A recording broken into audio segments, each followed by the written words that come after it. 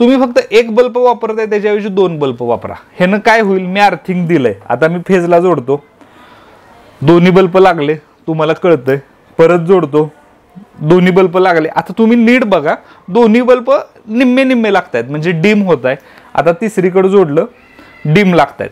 हे तुमचं नेहमीसारखं तुम्ही चेक करू शकता. सिरीज बल्ब फेजला जोडतात, बल्ब लागला आहे, दुसऱ्याला जोडतात आहे, तिसऱ्याला जोडतात आहे. ही एका बल्बाची मेथड आहे, ही टेस्टरपेक्षा चांगली, लक्षात ठेवा. टेस्टरनं तुम्हाला काहीच आयडिया येत नाही. टेस्टरनं करंट फिरतो, म्हणजे एखाद्या फेजमध्ये लाईट जरी नसेल आणि ती मीटरला जोडली असेल तर करंट फिरून येऊन टेस्टर लागतो. त्यामुळे लाईट चेक करण्यासाठी शक्यतो टेस्टर वापरू नका.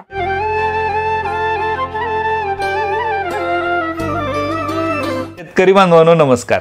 तर एक सगळ्यात महत्त्वाचा प्रश्न आम्हाला काय येतो की ज्यावेळेस आम्ही ॲटो स्विच, स्टार्टर, पॅनल देतो आणि शेतकरी म्हणतात की तिथं तिन्हीत लाईट लागते पण ॲटो उचलत नाही, स्टार्टर उचलत नाही, पॅनल उचलत नाही, दाखवत नाही.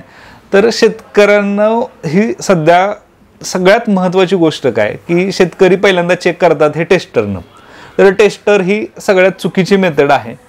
टेस्टर जर तिथं तुमच्यात मीटर असेल तर रिटर्न करंट येतो आणि तिन्हीमध्ये लाईट लागते टेस्टरला. त्यामुळे टेस्टरनं तुम्ही अजिबात चेक करू नका. सगळ्यात चांगली मेथड कुठली तर हे मीटर. तुम्ही आपल्या शेतकऱ्यांसाठी आम्ही खास फक्त 400 रुपयात मीटर आणलंय. म्हणजे तुम्ही आपल्या दुकानाला व्हिजिट करा की ह्या मीटरनं तुम्हाला नीट बाबा तिथलं व्होल्टेज किती आहे आणि मोटरचा करंट किती आहे ह्या दोन गोष्टी तुम्हाला ह्या मीटरनं कळतात. पण बऱ्याच शेतकरी, आपण एक कॉमन विचार करू की आजकाल मिस्त्री सुद्धा कमी मीटर वापरतात, तर शेतकऱ्यांचं वापरायचं अवघड आहे. तर माझं असं म्हणणं आहे की तुम्ही वापरायला पाहिजेत. रास्त दरात आहे ते आपण उपलब्ध करून दिले शेतकऱ्यांसाठी. पण काही शेतकऱ्यांकडे हे मीटर पण नाही आणि त्यांना आलेलं बाबा व्होल्टेज चेक करायचं आहे. आता ही बघा अंदाजे मेथड आहे, ही काय शुअर शॉट नाही, कारण मीटरचं काम आपण ह्यानं करतोय. तर तुम्हाला अशा प्रकारे सिरीज बल्ब तयार करून घ्यायचा आहे. एकदम सोपं आहे, लक्षात ठेवा. 2 होल्डर 2 बल्ब वापरलेत. सिरीज म्हणजे काय, ह्या बल्बाचं एक वायर ह्या बल्बाला जोडली आणि ह्या 2 एक्स्ट्रा मी सुटसुटीत वायरी बाहेर काढलेल्या आहेत. हे झालं तुमचं सिरीज बल्ब.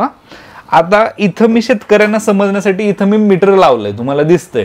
ही माझी आर फेज आहे, 230 व्होल्टेज आहे. वाय फेज आहे, 230 व्होल्टेज आहे. बी फेज आहे, 230 व्होल्टेज आहे. हे तुम्हाला कळतंय. आता शेतकरी बल्ब वापरतात कसा, एक बल्ब आणि एक अर्थिंग वापरतात, हे असं. तर ते पण मी इथं तुम्हाला करून ठेवलेलं आहे की हे बल्ब आणि अर्थिंग वापरतात असं. आता मी काय केलंय, ह्या बल्बाची ही जुनी पद्धत झाली आपली. कुठली, त्या बल्बाला एक अर्थिंग करतात आणि एक फेज वायर देतात. तर ही तुमची जुनी पद्धत झाली. ह्यानं कसं चेक करतात शेतकरी की एका फेजला जोडतात, बल्ब लागला आहे, दुसऱ्याला जोडतात आहे, तिसऱ्याला जोडतात आहे. ही एका बल्बाची मेथड आहे, ही टेस्टरपेक्षा चांगली, लक्षात ठेवा. टेस्टरनं तुम्हाला काहीच आयडिया येत नाही. टेस्टरनं करंट फिरतो, म्हणजे एखाद्या फेजमध्ये लाईट जरी नसेल आणि ती मीटरला जोडली असेल तर करंट फिरून येऊन टेस्टर लागतो. त्यामुळे लाईट चेक करण्यासाठी शक्यतो टेस्टर वापरू नका. हा जो बल्ब वापरता तुम्ही कन्व्हेन्शनल, त्याच्याऐवजी तुम्ही ह्या बल्बानं रिप्लेस करा. ह्या बल्बाचा तोटा काय होतो, आजकाल हे सरास घडतंय की वरून जर 3 फेज सप्लाय आलेला असतो, 3 वायरी आलेल्या असतात आणि चौथी न्यूट्रलची. पण न्यूट्रल काय आपल्या शेतात बऱ्याच जणांच्या येत नाही.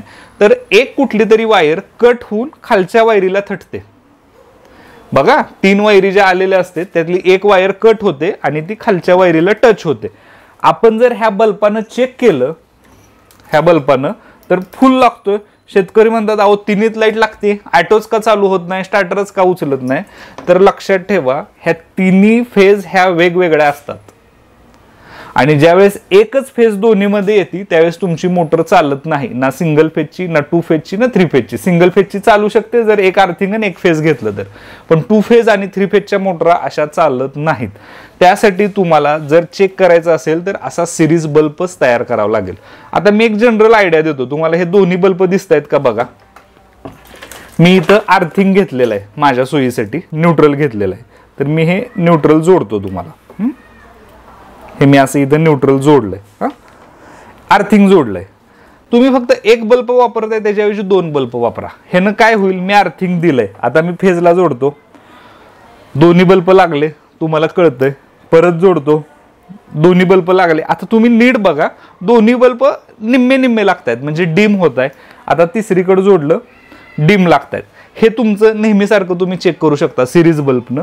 ह्याचा फायदा काय होतो सांगतो मी तुम्हाला, की धरून चला ह्या 2 फेजमध्ये एकच सप्लाय आलाय वरनं MSCB कडनं चुकून, म्हणजे वरून काय होत नसतं, फक्त एखादी रस्त्यात कुठंतरी वायर तुटली आणि ती तुटून खालच्या वायरीला जर थटली तर एकच सप्लाय येतो. जर एकच सप्लाय आला तर आता हे बघा, हे दोन्ही बल्ब तुम्हाला फुल लागलेले दिसत आहेत, हे लागणार नाहीत. आणि जिथं बल्बच लागणार नाही तिथं ना तुमचा ॲटोवर लाईट लागेल, ना स्टार्टर उचलेल, ना मोटर चालू होईल. जर बल्ब लागले तर तुमचा ॲटो उचलेल, मोटर पण चालू होईल आणि स्टार्टर. हे चेक कसं करायचं, तर मी आता बघा, लाल आणि पिवळा ह्या 2 फेजमध्ये फुल बल्ब लागले, पिवळं आणि निळं ह्या दोन्हीमध्ये फुल बल्ब लागले, लाल आणि निळे ह्या दोन्हीमध्ये फुल बल्ब लागले. आता ह्या बल्बाच्या इंटेन्सिटीवरने एक आयडिया येऊ शकते आपल्याला. लालचं पिवळ्याशी, पिवळ्याचं निळ्याशी आणि लालचं निळ्याशी तिन्ही व्होल्टेज आपल्याला साधारणतः काय आहेत. आता मी काय करतो, हे बघा तुम्ही, हे निळ्याचं व्होल्टेज कमी करत जातो. जसं व्होल्टेज कमी होते तसं बल्बाची इंटेन्सिटी कमी होते. हे मी इथं 0 केलं. हे व्होल्टेज जर 0 झालं, हे बल्ब अर्धे लागले. साधारणतः इथं व्होल्टेज 220 व्होल्टेज आहे. आता मी हे वाढवत गेलो व्होल्टेज, धरून चला. आता हे तुम्हाला शेतामध्ये अंदाजे करायचं आहे बल्बाच्या इंटेन्सिटीवरनं. आता हे मी किती केलं, 300 व्होल्टेज आहे. एकतर तुम्हाला कळतंय इंटेन्सिटीवरनं बल्ब किती लागलेत आणि किती दाब आहे ते. फुल दाबाला फुल बल्ब लागतोय, ह्याच्यामुळं बल्ब उडणार नाही. तुम्ही जर एकच बल्ब फेज आणि एकच बल्ब घेतला, तुम्ही जोडला, तर तो बल्ब फुटून जाईल, कारण तो बनलाय 230 ला, तुम्ही चेक करताय 415. त्या प्रकारे अशा प्रकारे सिरीज बल्ब चेक करा. कुठल्याही आम्हाला आधी फोन करण्याच्या आधी R आणि Y चं व्होल्टेज बघा, Y आणि B चं बघा, R आणि B चं बघा, तिन्हीत व्होल्टेज येतंय का बघा. जर 2 फेज मोटर तुम्ही जोडत असाल तर ह्या दोन्हीचं व्होल्टेज चेक करा, ह्या दोन्हीचं चेक करा. धरून चला आता हे वरनं कमी येतोय, तर हे बघा, मी आता ह्या दोन्हीचं चेक करतोय फुल आहे, ह्या दोन्हीचं करतोय कमी आहे, ह्या दोन्हीचं करतोय कमी आहे. तर आपण घेताना 2 फेज मोटरला सप्लाय कुठला घेणार, ज्या दोन्हीमध्ये सगळ्यात जास्त लाईट लागते त्या दोन्हीचा सप्लाय घेऊन 2 फेज मोटरला आपण ह्या दोन्हीतलं कनेक्शन आहे. 3 फेज मोटर 2 फेज आहे म्हणजे 2 फेजवर चालणार, तर हे 2 फेजवर तुम्ही चालवणार. तर अशा प्रकारे सिरीज बल्बनं तुम्ही एक अंदाज लावू शकता की आलेली तिन्ही फेजमध्ये लाईट योग्य आलेली आहे का. जर सेम सप्लाय असेल तर हा बल्ब लागणारच नाही तुमच्या दोन्हीमध्ये सिरीज बल्ब. त्यावरनं तुम्हाला कळेल की वरनं सप्लाय फॉल्टी आलाय.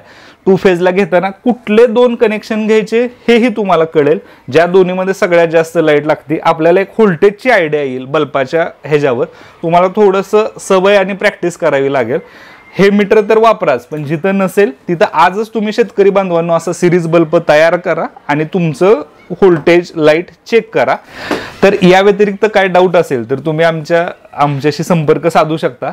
एक कन्क्लुजन मध्ये मी काय सांगतो तुम्हाला, की हा सिरीज बल्ब आहे हा कशासाठी फायदा होतो, तर जिथं तुमचा 3 फेज सप्लाय आहे आणि अर्थिंग नाही, ह्या जुन्या ज्या तुमच्या मेथडला अर्थिंग लागते कंपल्सरी, अर्थिंग नसेल तर शेतकरी मी बघितलंय खड्डा खांतात, स्क्रूड्रायव्हर खूप असतात, पाणी टाकतात, तरी पण अर्थिंग नीट येत नाही आणि त्यामुळे ह्याचं आपल्याला कळत नाही.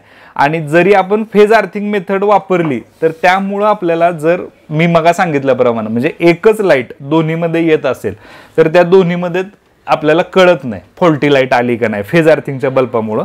तर तिथं हा सिरीजचा बल्ब खूप फायदेशीर आहे.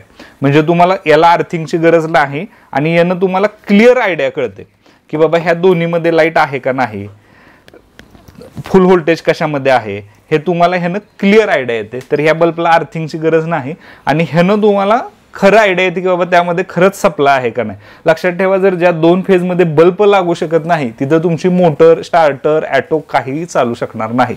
त्यामुळं आधी बल्ब लावून तुमचं सप्लाय योग्य आहे का हे चेक करा, त्यानंतर पुढं आपण बघूया. तर कधी पण फोन करण्याच्या आधी ही गोष्ट एवढी आम्हाला एकदा चेक करा. धन्यवाद.